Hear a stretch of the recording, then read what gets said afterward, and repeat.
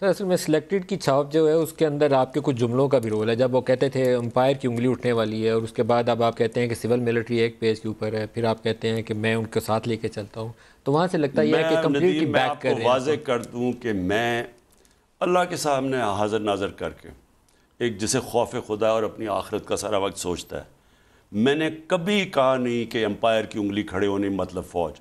میری نظر میں امپائر اللہ تھا. میں نے کہا کہ یہ ٹائم آ گیا اور میں ساری چیزیں سمجھ لیں. میں فوج کو تو نہیں میں بلا رہا تھا، میں کہا امپائر، میرے نظر میں امپائر اللہ ہے. اور میں نے بار بار یہ کہا، خیر یہاں سارا فیصلہ کیا ہوا کیونکہ سب نے جو وہ ہم کر رہے تھے جی فوج کو بلانے کی کوشش کر رہے ہیں. میں ایک ڈیموکریٹ آدمی ہوں، کیا وہ میں سارا دھرنا فوج کو بلانے کے لیے کر رہا تھا؟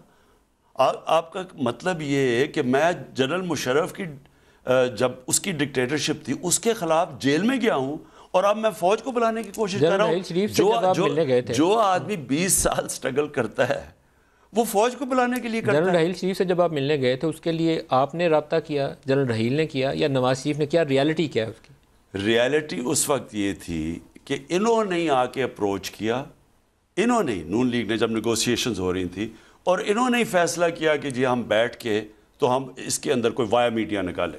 تو یہ ان کے کہنے پہ گئے تھے. ثالث کا رول جو تھا جنرل رحیل کو حکومت نے دیا اس وقت. ہاں، اور اگر ہم ان کی بات ماننا ہوتا تو ہم مان جاتے جنرل رحیل کی بات. انہوں نے کہا دھرنا اٹھا، تو ہم نے کہا نہیں اٹھاتے. آپ نے ریفیوز کر دیا اس پہ. سب کو پتہ ہے.